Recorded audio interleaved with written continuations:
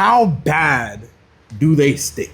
Because I'm around a lot of people in NXT. How bad do some of the fans stink? Yo, my name is Fatherless because I never had a dad, and I'm here today with my boy Draco Starks. Yes, sir. Yes, not sir. Knox. Not Knox. Bro, formerly WWE superstar. What's going on next? What's, the next journey, your next adventure? What's happening there?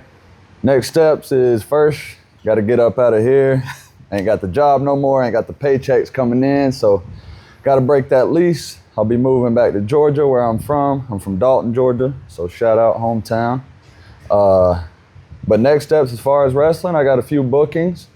So far, I got December 5th and 6th, All Caribbean Wrestling in Miami.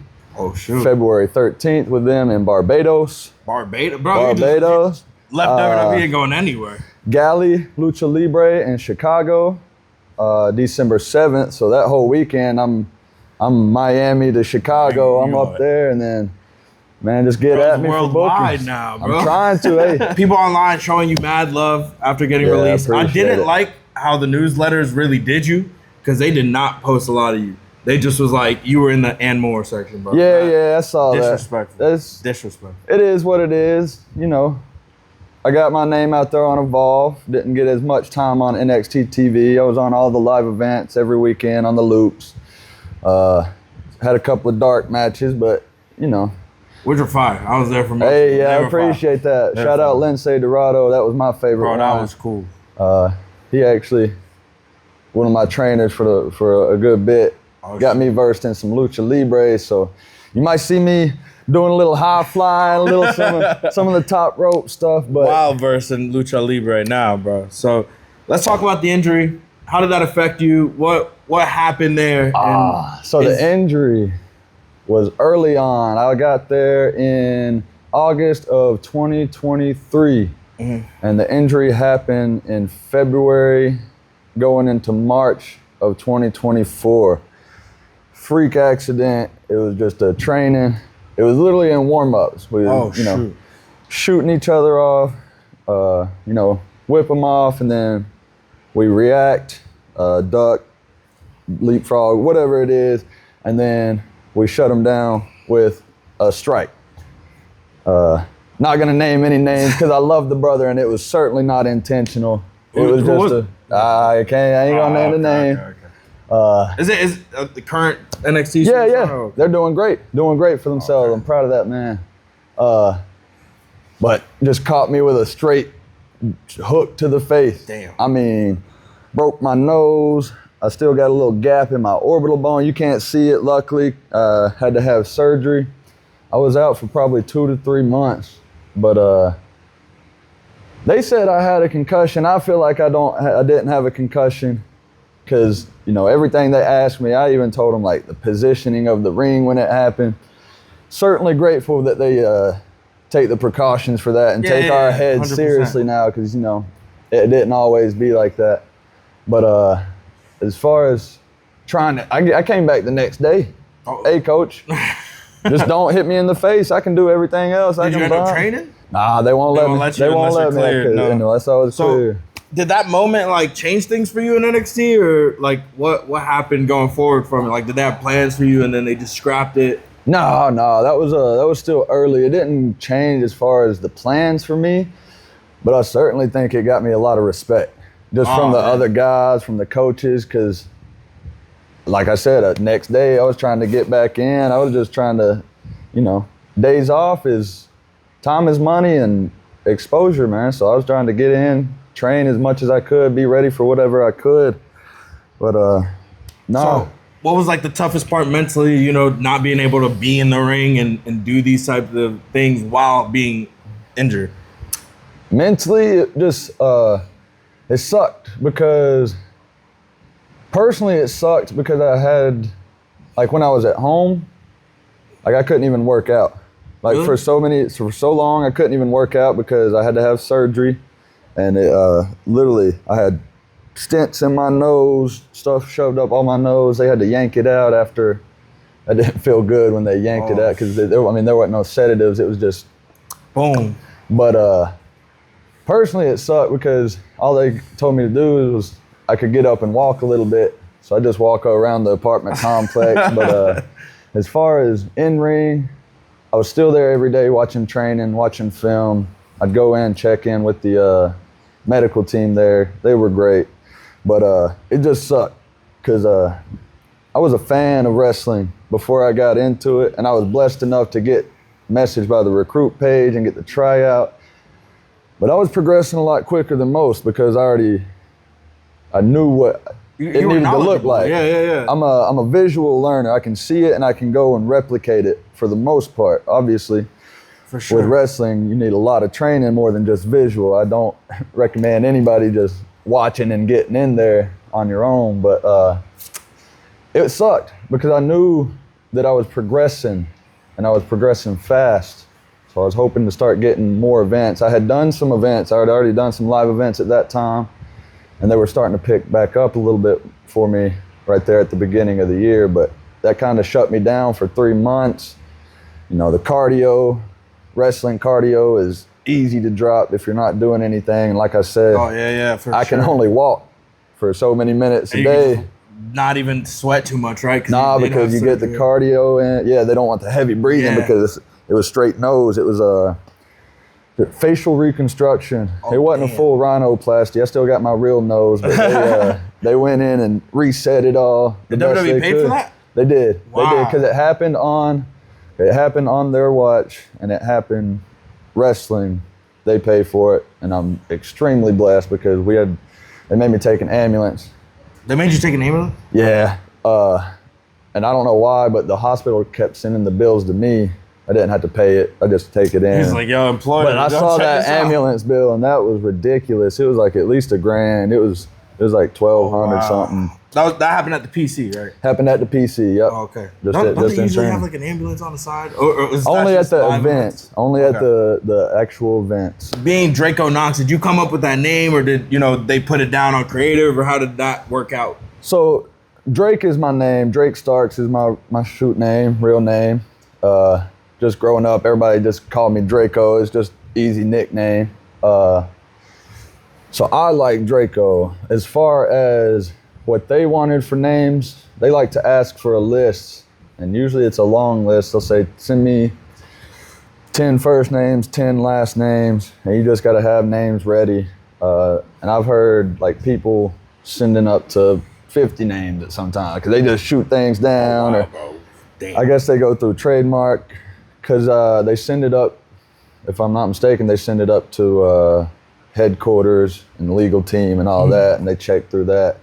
Luckily, I only had to send my 5 and 5. I sent 5 first names, 5 last names, and didn't think they were gonna let me use Draco at all, again, because it's similar to my actual name, Drake, but they were taking a lot of names from people too, like their first names or their nicknames that they're used, known as. So. What's hilarious is my mom came down the time I got my surgery. She came down to help me with surgery or take me and stuff. So she got to watch one of the shows live, and that show, Drake Moreau debuted on Level Up. Shoot. And his name, and none of us knew his name yet. I think they gave him, because sometimes they give you your name like right before you go out the curtain. Oh, it's like, hey, we need your name. Okay, it got cleared. This is you. They make the graphic. He comes out and it just pops up on the Tron, Drake Moreau, and my mom texts me. She's like, so you can't use your name, but somebody else can? I was like, yeah, Ma, that's just the way it is. That's just the way it is. But yeah, they do be taking other people's names. Ricky Saints. When he first got there, he was like, he found me and he's like, you're the guy that is keeping me from using my name. He's like, I want my name. And I was like, whoa. First off, nice to meet you. He wasn't pressing. He would be funny. Love Ricky. He's helped me out a lot in his short time there, or both of our short times being there together. But I was like, look, first off, that's my shoot name.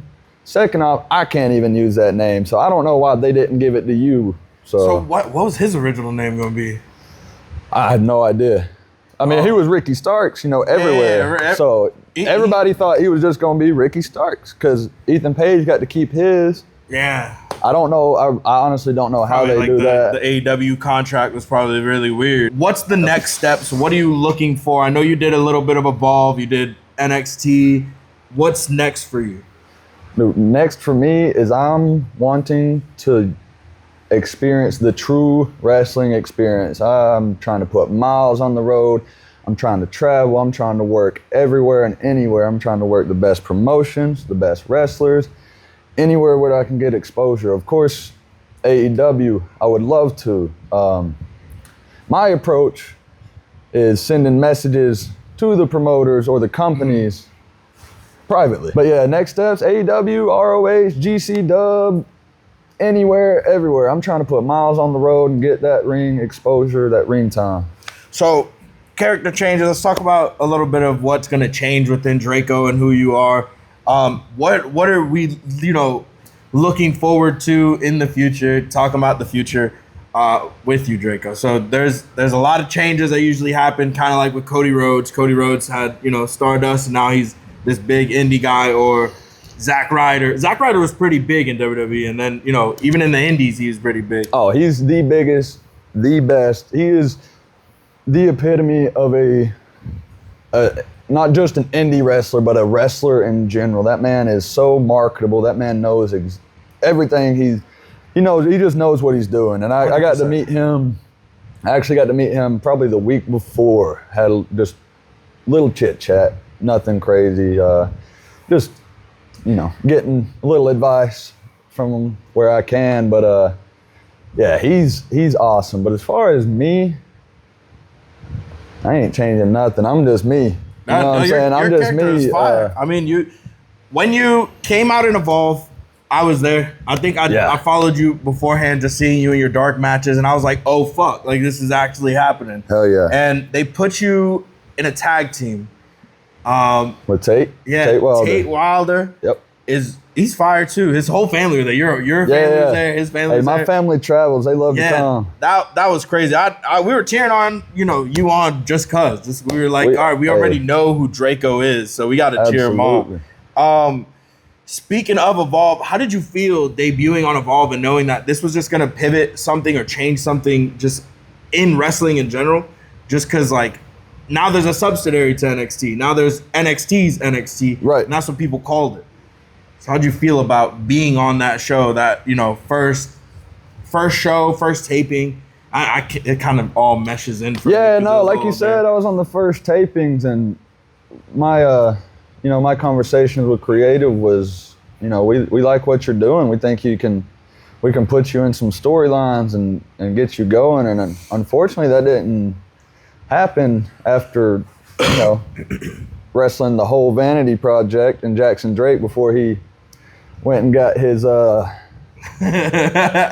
and won his title. Shout out Jackson Drake. Cool. Vanity Project, great dudes, great workers. But I was excited because, like I said, at that time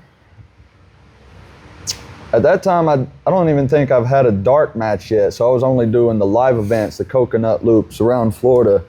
So I was excited to get some exposure, to wrestle on TV where anybody and everybody can watch it because it's on Tubi. It's free. On Tubi, YouTube, internationally. Yeah. So I was excited, and I was excited to wrestle indie guys too, because it's not just because some of us, especially on the first episodes of Evolve, we were still, like you said, some people called it NXT's NXT. We were a little newer, we were a little greener. So I was excited to get in and wrestle some of the people who's already had the exposure. Yeah, it felt new. It felt like they cooked it. They put you guys on there, and it was cool. It was cool. Yeah, it was until fun. Then everybody started getting their hands in it, and it kind of went downhill a little after your release. I'm not gonna lie to you, trying to introduce more people, and I saw a lot of the IDs guys got released too, and I've heard some of those contracts are tough. Evolve is certainly not the Evolve it used to be. I think everybody knows that. But just touching on the ID guys too, me personally, I think some of that is a talent grab to keep from others signing them. Yeah. Now, How do you, I don't have the contract. Let's talk about the ID contract, or just being a WWE ID person. 'Cause I know some of them personally. Yeah. I've seen, talked to them some, but it feels like it's just like WWE wants to sign them, but at the same time they want to see what they can do in the indies. How do you feel about them just having their hands in that and their hands in their indie experience? Because it feels, it's not weird. Don't get me wrong, it's not a weird thing to have, but it's also like you're trying to have your hands in their indie scene, but you're I'm not gonna say too much. I know the logistics of it, but they're basically controlling their indies experience. So I don't know how much they control their indie experience and their bookings. I'm sure they tell some bookers that, they can't, my guy has to go over whatnot. But from what I heard, I mean, they pay for the travel for the ID guys to come in on Evolve weeks, and they come into the PC and they train with us. So they pay for their food and their travel. From what I've heard, don't quote me, I don't have a WWID contract. I've heard $400 a week. I've heard $500 a week. I've heard $30,000 a year. And I don't know how long the ID contracts are for. We've seen they've already been released, I'm sure in their contract it said. But yeah, to me it feels like they, obviously it is a way to get to NXT. Mm. But I don't know if they've signed anybody to an actual NXT contract. Sean Legacy is on NXT all the time, and he's great. I've got to work with him on Evolve. That man's gas tank is out of this world. He's something. Cappuccino, Cartwheel. I got to tag with them as well. That match was cool. I was right behind you. Yeah. All their dude, all of them can go. All of their wrestling minds are just top tier. But nobody, I don't think, has gotten truly signed to NXT yet. So I'm wondering, what is their timeline? How is that? Because that's why I said it feels to me like a talent grab. Because we're putting them. They're putting them on WWE or Evolve now. But that's really it. Besides Vanity Project and Legacy. True. Yeah, and it's weird to me just watching it now, just seeing how commercialized they did it. They have the LED board now in the back behind them. Yeah, they really upped the production. They upped the production, but they didn't need to. It was that old feely, like you're invited to this, kind of like in here. You know what I mean? Me personally, yeah. No, this is a great setup. And then we were talking before we got on. Yeah, I shout love out the setup. to Empire, man, TEW.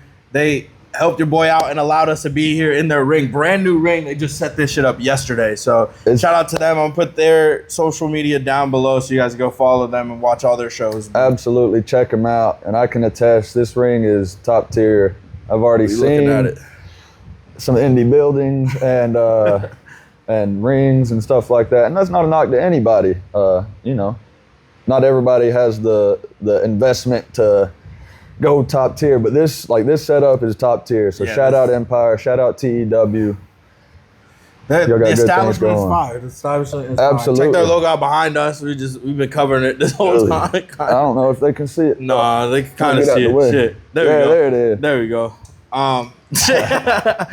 But back to what you were saying. Let's wrap back up. Yeah. Where were we at? We're at Evolve, ID. Yeah. So they just brought in new people too. Yeah, the production. It's definitely. But me personally, I like the studio. Yeah, the studio wrestling made it feel like I'm from Georgia, and I'm gonna show myself a little bit. But I like older wrestling.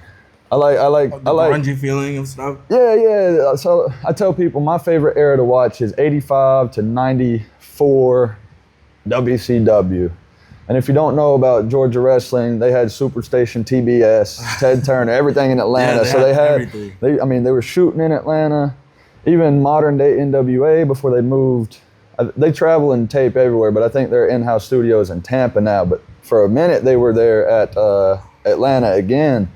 Mm-hmm. And I just like that, WCW or Saturday Night or that, just NWA studio feel. It just feels so intimate, just with the fans. Because it's about like the same sizes here. You had the fans, you had Peter Rosenberg over there in the corner, you had Chewy. You had it felt different, and then they commercialized it, and it was like, all right, well now it doesn't feel like it used to. And they've been using the same clip of me. I get a lot of messages from people being like, damn, you're always at Evolve wearing the same shit. They use the same clip of me or booing or cheering or whatever from the first taping.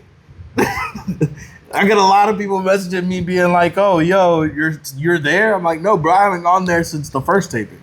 It was the last time I went. They certainly have commercialized it, and don't get me wrong, you gotta have production. Like, you gotta 100%. Have some lights, you gotta have sound, you gotta have the mics, the cameras.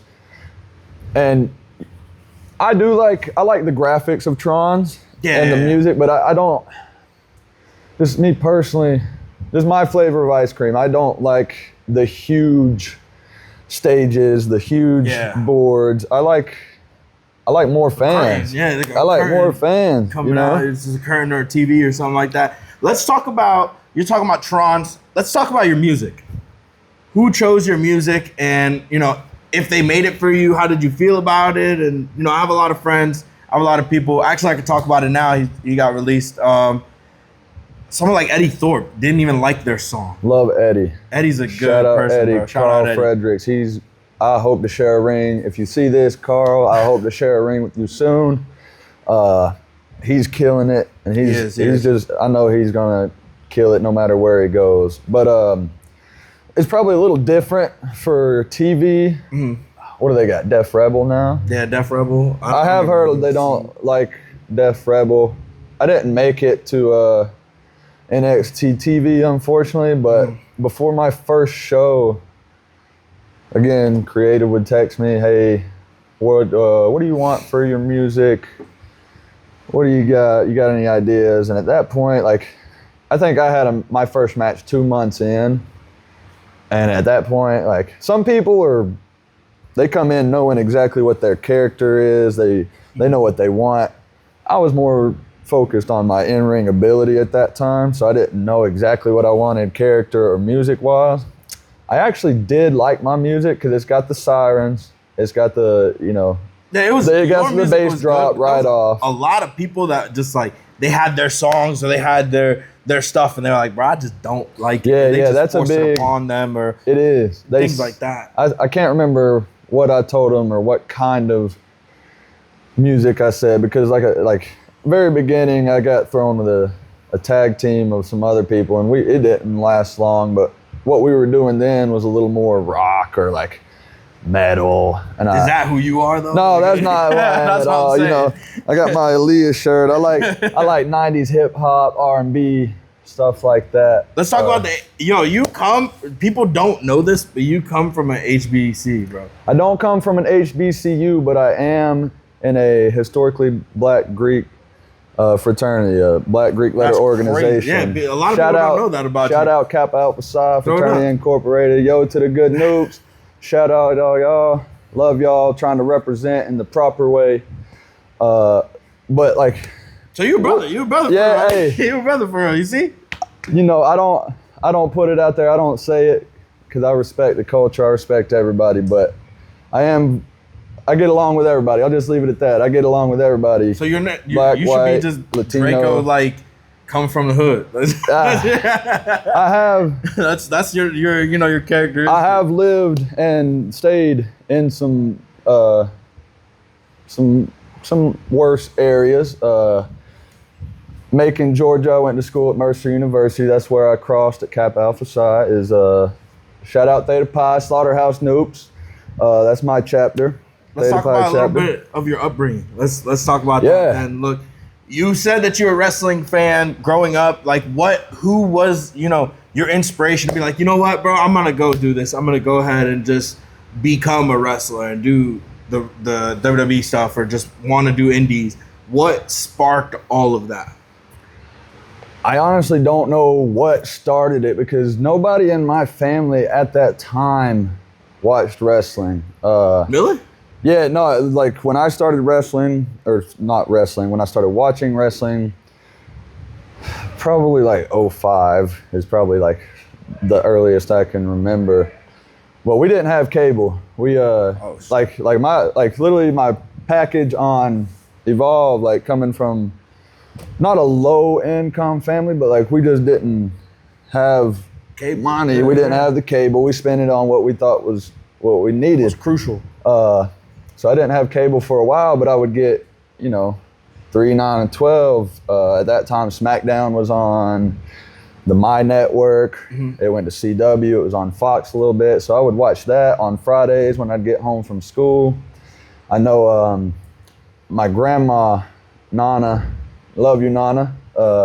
She was the first one, especially on my dad's side, to have internet. So I would go into her house on some of the weekends I was over there, and I'd spend all my time on YouTube. And I know she remembers this because she got me some DVDs. I used to have the title belts. I was wrestling pillows in the living room, but I spent all my time on YouTube just watching wrestling. And at that time, I didn't know anything but WWE until I found some different matches on YouTube. But I just watched WWE, and I like nostalgia. I'm a big history person as well. So I love nostalgia.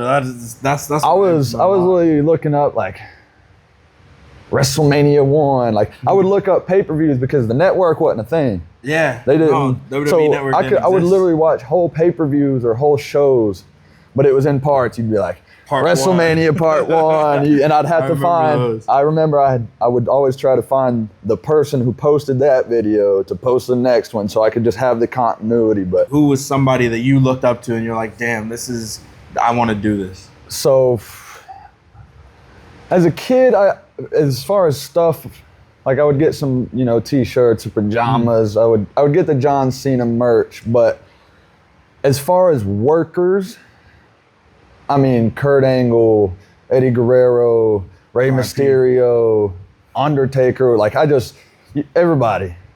You hear the lights go out. You hear the gong. Undertaker, he's coming to kick some ass. Just from watching on YouTube again, I think Stone Cold was done, or he would have some appearances here and there. By the time I started watching more, just because I was born in 2000, so I didn't get to. Dang, I'm older than you. Yeah, I'm 25. I'm 26. Word, yeah. So we right there together. But the people who made it look real is who I like. And I never necessarily had a favorite. My favorite has changed over the years, especially as a worker, as a wrestler. My favorite workers are Miracle Violence Connection, Doc and Gordy. Dr. Death, Steve Williams, Terry Gordy. Oh, shit. Because I'm from Dalton, Georgia, which is right underneath Chattanooga, Tennessee, probably 20 minutes. My family, I got family in Chattanooga, the Saudi Daisy area. Terry Gordy is from that area, and they actually got to see him live in person sometimes before I was alive, but they got to watch him. But I mean, those guys, if you watch their WCW, WCCW, any of their Japan stuff, those guys they're big. They're in Japan. working huge in Japan for 30, 40, 60 minutes, and they're just grinding. It's just legit wrestling, fighting, hitting. Like it's just like that is, and nobody wanted to fuck with them. Nobody wanted to mess with them. So, who did you get to meet being in NXT backstage? Obviously, you met The Undertaker. He's always running around. Who gave you the best words of wisdom and actually changed your mind on a lot of things? So, I met John Cena plenty of times. I say plenty. Multiple times, not plenty. John Cena's a goat. 2 or 3. He would come down every few months, and he'd just sit people down in meetings and groups, and he would just tell us different things. And so he taught me a lot just about character and crowd work, because he's a master at controlling the crowd. I met Rey Mysterio. I met Jeff Hardy. Mask on or mask off? Mask off and mask on. Respect. Mask off and mask on. Man, you know, What was the biggest one? Then John Cena, like you. That's got. I mean, that's got to be the most. biggest name. That's got to be the biggest name that like everybody would just be like, "Holy shit, it's John Cena." You got to share, you know, talk to him and stuff like that. Absolutely. Being in Orlando, you were signed to NXT, like I said, or we would been talking about. So they always put you on security. I know they always put you on security. I know you wanted to, you know, chop it up a little bit about it. Before you chop it up about it, right? How bad do they stink? Because I'm around a lot of people at NXT. How bad do some of the fans stink? Oh yeah, you gotta let people know that, because nobody believes us when we're actually on Twitter being like, no, they actually stink. They don't shower. So Mike's right here. Mike can attest to it. Mike's he's there a lot. So some wrestling fans are in their own category. Some of them do stink. I don't know why. I don't want to make anybody look bad, feel bad. But they do stink. I just they do. Some of them do. You got to take a shower. take a whore bath. Literally. A little rag on the pits. Literally, cracks, right before you get into that building, bro. NXT.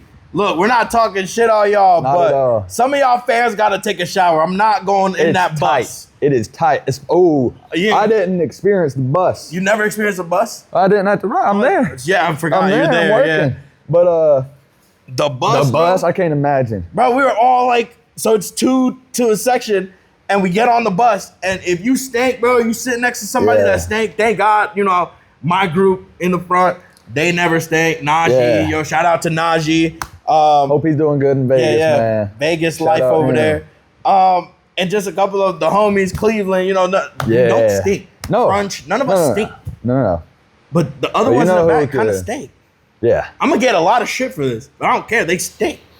I hope it opens some eyes, but I mean, I do like public transportation. So I took the Lynx bus many a times, and I just, the regular public, I know what it's like. So I can't imagine 6 packed buses of wrestling fans trying to come to the show. Everybody asshole to elbows, just smelling.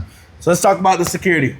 You wanted to chop it up about it. Let's talk about it. What did you want to say about security? Doing security at NXT, and what was your experience like? I love doing the security because it got me on TV. I got to be out there with the main guys, and I got to be live, and I learned a lot from it, just how to work for the cameras, because it's. Security is not there to get the security or the FaceTime.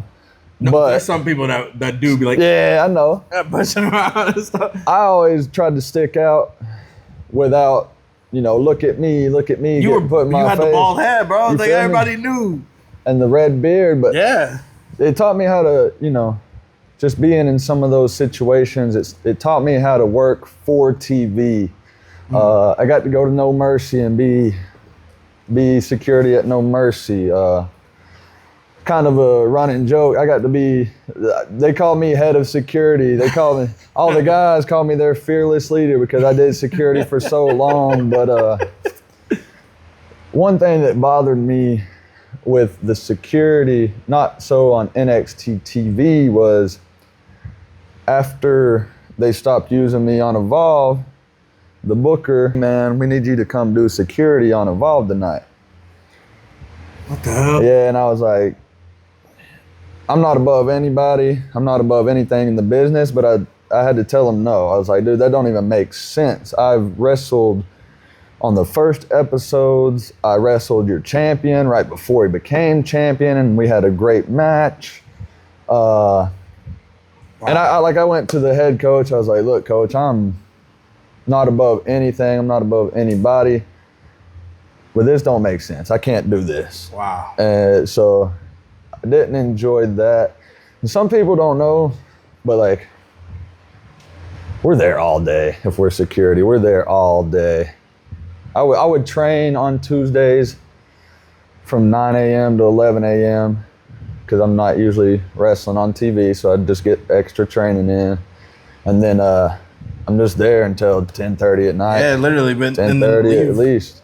And then leave right after all the fans are out of there. Oh, no, not necessarily. We still got to clean up in the back. We got to clean up just our locker room, our watching area. So who's the assholes that always be leaving? I see a lot of cars leave during NXT. You see a lot of people. I don't know specifically. Love Lexus King. That man likes to get out of there quick. That's my dog. Love him. He's a goof. He likes to get out of there quick. Some of the people who were on TV, some of them, in my opinion, and whatever it means, it may not mean shit to some people, but they let it get to their head. Like just being champion and being, just being champion or just being on TV all the time. On TV. No, it happens to the best of us. Everybody that got released, me personally, and it wasn't just because I was a fan, I just was confused on yours because you were on Evolve, you were doing all these things. I felt like you were overlooked, entirely in wrestling. Do you feel yourself in WWE being overlooked? Because you're ready to go. Like if you wanted to wrestle tomorrow, you could. You know what I mean? Oh yeah, absolutely. Like, you know how to wrestle. Yeah, I did certainly feel like I was overlooked a little bit. I got released on a Friday, and literally. Let's talk about that. What was the process like? WWE calling you and stuff like that? Because I know it's either a call or you find out before everybody else does. You find out just like everybody else does online. Now, a lot of wrestlers did find out that way too online, not the phone call. Yeah. So mine was the phone call. It was a Friday. I went in that morning to the PC like normal. We didn't have shows that day, so the class I was in at that time, we would do training on Fridays. It was kind of a more, we'll say, intermediate class at that time, so we had some younger talent, but there was me, Malik Blade, and Lance Anoa'i. We were the vets. Our trainers were Lindsay and Alexander James, AJ Winkler. He may not like it, but I shouted him out. Love that man. Love you, coach. But so me, Malik, and Lance, we were kind of the vets of the group, so they kind of let us help teach and lead and do that. But we had training. Actually, first we had ring build. We built rings because it was just ring maintenance that time of year. Yeah. So we had to come in at like 8 a.m. to build the ring. Oh shit. And that took a good hour or so. Then we trained from like 10 to 12. And then me and the boys from class, just because we didn't have anything to do that weekend, we didn't have shows, we all went to eat. We went to, because that was one of my favorite classes because everybody in that group they weren't me guys. Yeah. They wanted to get in there, they wanted to grind. Like if coach said, hey, we're just wrestling for the whole time today. Because like you do drills, you do cardio. Some people are like, oh, I don't want to do this. Everybody attacked it. So the mentality of that class was the best that I had. So we all went to go eat. Good, it felt good. So we were like, let's go, build some camaraderie. Let's go eat. We all went to eat some Mexican right after that. And then I got home. I took my dog out. I sat down, put my headset on to play Xbox with my boys. I wasn't home for 30 minutes and I see my phone pop up. I think it was a 203 or that may be the Florida number, whatever the Stamford number is. And I don't have the number saved and it says Stamford, Connecticut. Shit. And I knew right then, like, I don't touch, nobody calls me. I'm not in contact with headquarters for any reason. And I know it's not a raise. Sorry, it's not funny. I was like, no, I was like, for real. I was like, I know it's not a raise. I wish it was because, I would volunteer and do anything and I never complained. Like any of the releases at that time? Like were you seeing a lot of stuff pop up online? No, I wasn't on, like I was just chilling, Shit. trying to play Xbox on a Friday with my boys from back home.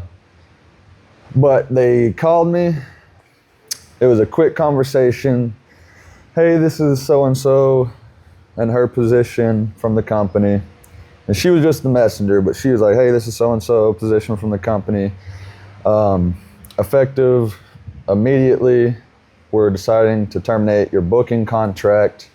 30-day no-compete clause. You'll be paid for the 30 days. Wish you the best on your future endeavors. Damn. So that means they pay you guys for the 30 For the 30 days, they do. How about the new contracts that they're putting out there that says year no-compete clause? Are they paying them? I didn't even know about the year. All right, we're not going to talk about I didn't know about the year. That's ridiculous. Crazy. That's absolutely. I know. No, not complete. I know.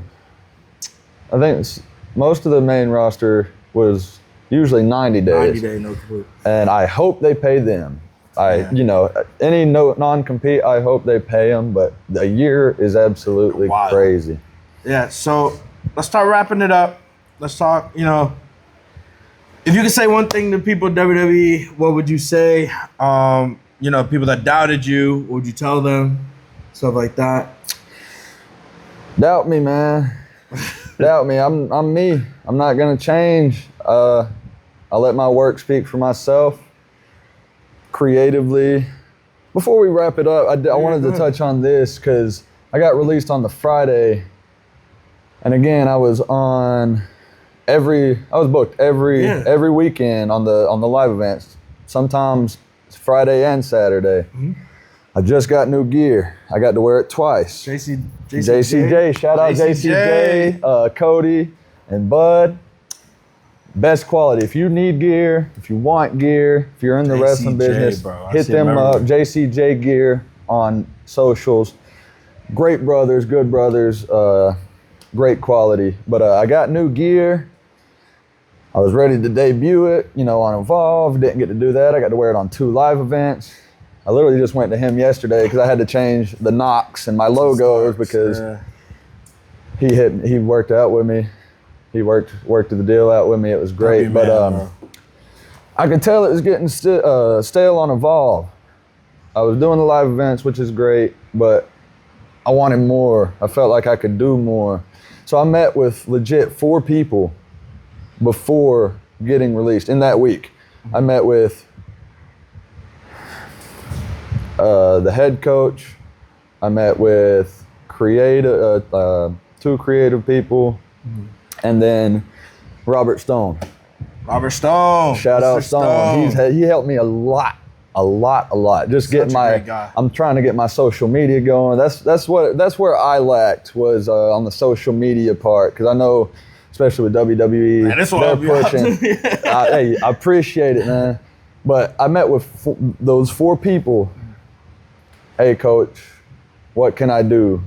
What do you see me doing? Is there anything character-wise that you see me doing? I'll try anything. I brought out the new gear because, originally for what they wanted me as the working man, because that's a part of my upbringing. Yeah. But I finally got the new gear because it was just plain cargo shorts so I upped my gear, and my gear is homage to my fraternity too, because the jacket I wear looks like our line jackets. I got my LLTP, Long Live Theta Pi. That's my chapter. I got my line name on it. The colors are homage to our colors, but I put a lot of time. I designed my gear fully. I sketched it out, and I've never done that before. I've never been an artistic person, but I sketched it out fully. I sent it to the graphic design guy. He put it on graphics. It made it look good. Sent it to JCJ and everybody involved. For designs, hit up Bitter Chain Designs on social media. Max does amazing work with designs. He makes anybody's sketches look great, but change the look. Again, what can I do? What do you see me doing? And then, but I will say, this one didn't come from NXT. It came from Stanford. Yeah. Cause As soon as I found out, I text my coaches, hey coach, just got the call, I'm released. All of them immediately call, immediately text. Hold on, what's going on? Let me ask what's going on. I can't even, like, this doesn't even seem right, because you ask anybody you know, I'm one of the hardest workers in there. I volunteer all my time. I do extra. I go to all the extra ring, volunteer for security, anything they need to do. You was there. If they needed to practice bumps, table bumps, I've been through tables for practice and shit. Like, I'm doing it because I love the game. I love the business. But I met with 4 people, and they were all like, you know, you're doing great. You're doing great. Nothing, you'll be good. Nothing's gonna happen until you get your shot. Damn. And again, it wasn't from them. I never had any bad feedback. I never rubbed anybody the wrong way. I never was a me guy. It's just turnover rate. Yeah, it happens a lot, man. And so, last question for you. If you got the call from Shawn Michaels or Triple H, would you pick up that call? Are you answering that phone call? Yeah, absolutely. Like I said, every person, every coach, we've had a great relationship. You know, I didn't get to speak with Triple H as much because he's running everything, so he's got so much to do. I got to speak a little more with Shawn more towards the end. Nothing, you know, just more, hey, how you doing? Just small chopping it up stuff. But yeah, absolutely. I love my time there. Some people don't enjoy their time, but like I said, if you're just not a dick, if you put in the work, everybody's gonna like you. And there's not one person in that building, and if there is, I don't know about it, that doesn't like me or doesn't enjoy me.